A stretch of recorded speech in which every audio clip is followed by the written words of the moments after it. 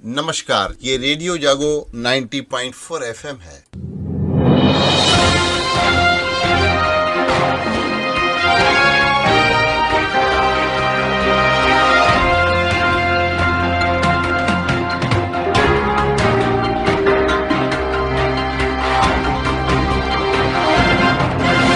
अब आप अभय शंकर गौड़ से आज की हलचल सुनिए। कल प्रधानमंत्री मोदी ने अयोध्या में रामलला के दर्शन किए और रोड शो भी किया और कल ही उन्होंने इटावा में कहा कि मेरे पास गरीबों की विरासत है और उनके पास जागीरें हैं। और उन्होंने विरोधियों पर अपने तंज कसते हुए भी कहा कि परिवारवादियों की विरासत गाड़ी बंगले और राजनीतिक रसूख है। प्रधानमंत्री मोदी ने कहा कि मोदी और योगी जनता के लिए खप रहे हैं, आपके बच्चों के लिए खप रहे हैं। उन्होंने कहा कि मेरा तो न कोई आगे है और न कोई पीछे, और योगी भी ऐसे ही हैं।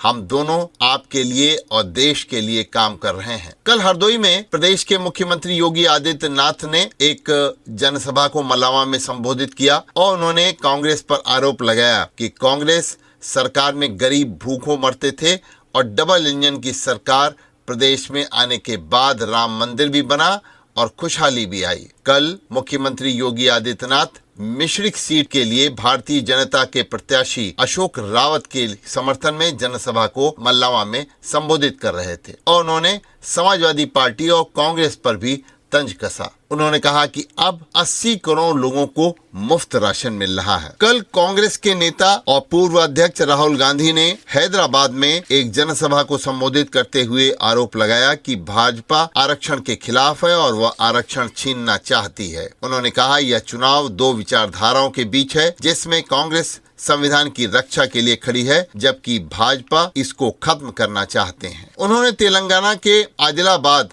लोकसभा क्षेत्र के एक चुनावी रैली को संबोधित करते हुए कांग्रेस नेता राहुल गांधी ने कहा अगर सरकार उनकी बनती है तो आरक्षण की सीमा को समाप्त कर आरक्षण 50% से अधिक बढ़ा दिया जाएगा। आज council for Indian school certification examination का आज रिजल्ट घोषित किया जाएगा। ICSE और ICS यानी कि 10वीं और 12वीं के नतीजे आज घोषित किए जाएंगे और ये बोर्ड की वेबसाइट और कैरियर पोर्टल पर भी उपलब्ध होंगे। कल दिल्ली की हाई कोर्ट ने एक मामले में कहा है कि निजी स्कूल को AC की सुविधा के लिए शुल्क देने से रोकने की मांग को कोर्ट ने खारिज कर दिया है। स्कूल में AC का खर्च अभिभावकों को उठाना पड़ेगा, ये हाई कोर्ट ने एक महत्वपूर्ण निर्णय में कहा है। दिल्ली हाई कोर्ट ने निजी स्कूल द्वारा AC सुविधा के लिए शुल्क वसूले जाने को रोकने वाली मांग एक जनहित याचिका को सुनवाई करते हुए कार्यवाहक मुख्य न्यायाधीश मनमोहन और न्यायमूर्ति मनमीत प्रीतम सिंह अरोड़ा की खंडपीठ ने उनकी मांग को खारिज किया और कहा कि स्कूल में बच्चों को प्रदान की जाने वाली AC सुविधाओं की लागत माता पिता को वहन करनी होगी।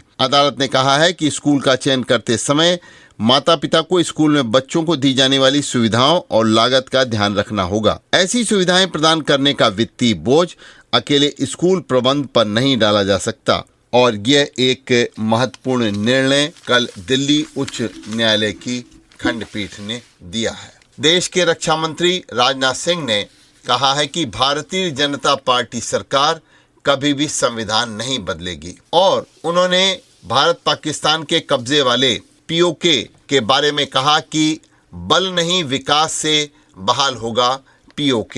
तो भारत पाकिस्तान के कब्जे वाले कश्मीर यानी ये POK के बारे में देश के रक्षा मंत्री राजनाथ सिंह ने कहा कि जम्मू कश्मीर में जिस तरीके से आर्थिक प्रगति हो रही है और शांति लौट रही है, POK के लोगों की ओर से खुद यह मांग उठेगी कि उनका भारत में विलय होना चाहिए और हमें POK पर कब्जा करने के लिए बल प्रयोग नहीं करना पड़ेगा, यह रक्षा मंत्री राजनाथ सिंह ने कहा। उन्होंने यह भी कहा कि 370 सीटें भारतीय जनता पार्टी जीतने का दावा कर रही है और 75 सीटें उत्तर प्रदेश में भी जीतने पर रक्षा मंत्री ने भरोसा दिलाया। कल 93 सीटों के लिए प्रचार थम गया। अब 7 मई यानी कि कल 11 राज्यों और केंद्र शासित प्रदेशों की 93 सीटों पर कल मतदान होगा। इसमें से उत्तर प्रदेश की भी 10 सीटें शामिल हैं। उत्तर प्रदेश की जो सीटें कल चुनाव जिनमें होगा उनमें है संभल, बरेली, बदायूं, एटा, हाथरस, आगरा, आंवला, फिरोजाबाद, फतेहपुर सीकरी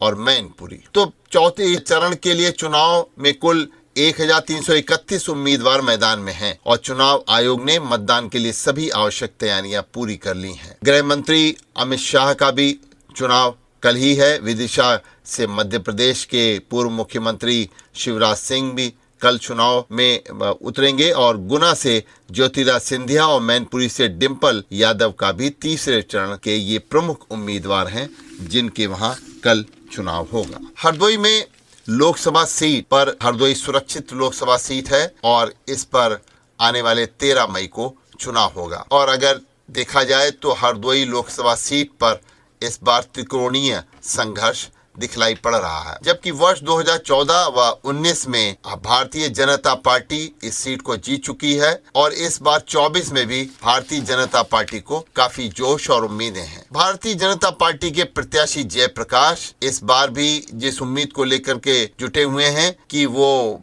यहाँ से कई बार सांसद रह चुके हैं। वहीं दूसरी ओर समाजवादी पार्टी की उषा वर्मा भी 3 बार यहाँ से संसद सदस्य बन चुकी हैं और अब की बार भी वो अपना भाग्य समाजवादी पार्टी से आजमा रही हैं।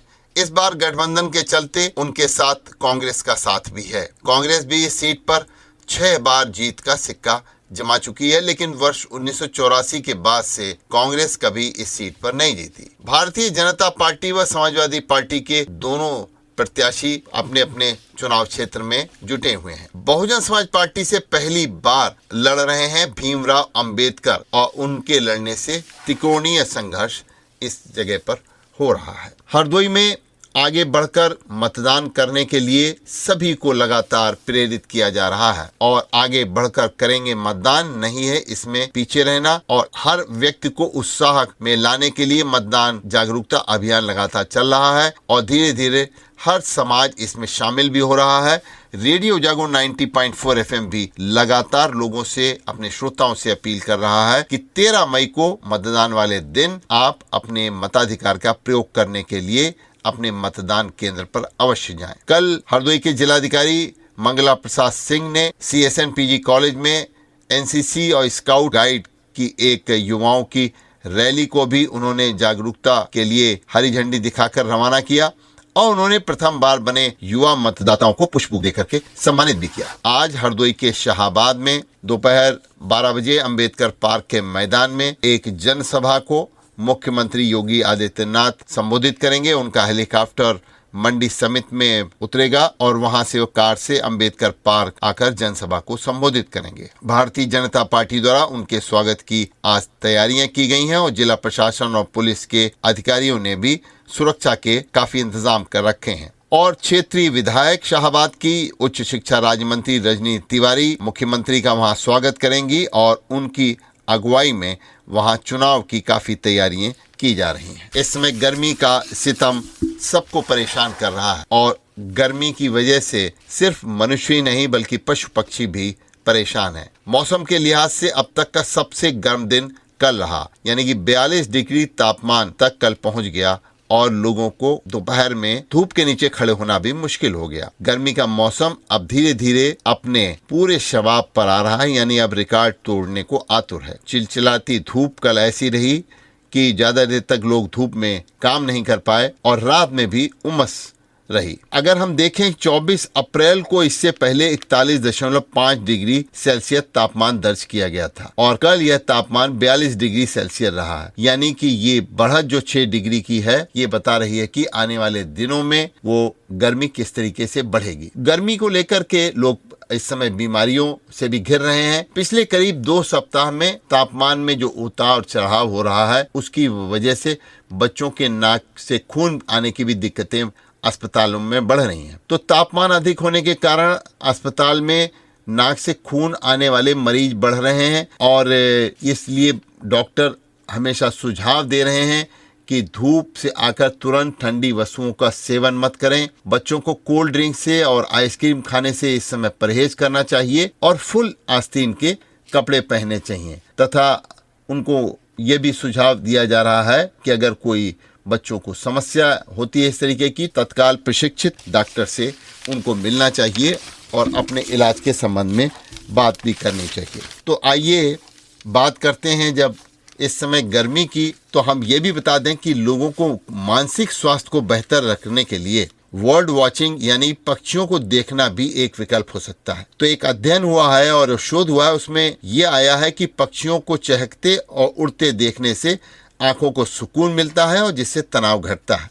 अमेरिका की कैलिफोर्निया यूनिवर्सिटी में एक शोध हुआ है और उससे ये जानकारी सामने आई है कि कॉलेज के छात्रों के एक समूह पर अध्ययन किया गया है कि तनाव झेल रहे इन छात्रों को कुछ दिनों के लिए प्रकृति के निकट रखा गया। तो एक ऐसी जगह जहां पक्षी बड़ी संख्या में थे, तो पाया गया कि रोजाना सैर करने वाले छात्रों की तुलना में एक जगह बैठकर पक्षियों को निहारने वाले विद्यार्थियों की मानसिक सेहत में अधिक फायदा हुआ है। तो ये सकारात्मक बनिए और आप प्रकृति प्रेमी बनिए, पशु पक्षियों के नजदीक रहिए, तो आपके मानसिक स्वास्थ्य पर इसका असर पड़ेगा और आप सकारात्मक दुनिया में जिएंगे। साथ ही साथ अगर हम स्वास्थ्य की बात करें तो आनुवंशिक बीमारियों से मृत्यु के जोखिम को अगर आप व्यायाम करते हैं तो घटा देता है। तो व्यायाम और पौष्टिक भोजन से आनुवंशिक बीमारियों यानी कि जो पेरेंटल यानी कि जो आपके पैतृक बीमारियां कुछ लोगों को हो जाती हैं, उनको नियंत्रित रखा जा सकता है और इसके लिए स्वस्थ जीवन शैली आपको अपनानी पड़ेगी। माता पिता या पूर्वजों से जो बीमारियां लोगों को मिल जाती हैं, उनके जोखिम को आप कम कर सकते हैं व्यायाम करके। तो आहार की आदतें बदलनी होंगी और हमारा स्वास्थ्य कैसा हो, इस पर भी जो हमारा क्रियाकलाप है वो काफ़ी इसको निर्धारित करते हैं। इसके लिए सबसे जरूरी व अच्छे खान पान और व्यायाम को जीवन शैली में अपनाना है।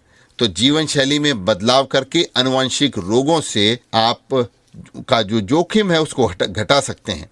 स्वस्थ जीवन शैली का विकल्प कम उम्र में मरने के आनुवंशिक जोखिमों को 62% तक कम कर सकता है। आहार, शारीरिक गतिविधि, धूम्रपान, शराब का सेवन, वजन और नींद की अवधि के बारे में ये एक शोध भी हुआ है और ये कहा गया है कि कम नींद लेने, व्यायाम न करने और ये पका पकाया जो बाजारों में भोजन मिलता है उसका सेवन करने से, सिगरेट और शराब जैसी आदतों से ये जो मृत्यु का जोखिम है वो 78% तक बढ़ जाता है। तो अस्वस्थ जीवन शैली वाले ऐसे लोगों में स्वस्थ जीवन शैली वाले अपनाने वाले लोगों की तुलना में जल्दी मृत्यु होने का आनुवंशिक जोखिम 2 गुना ज़्यादा हो सकता है। तो आइए आप भी अपने आहार और शारीरिक गतिविधियों को नियंत्रित करें, साथ ही साथ व्यायाम करें और पौष्टिक भोजन लेकर के अपने जीवन को सुरक्षित रखें। अभी आप सुन रहे थे अभय शंकर गौड़ से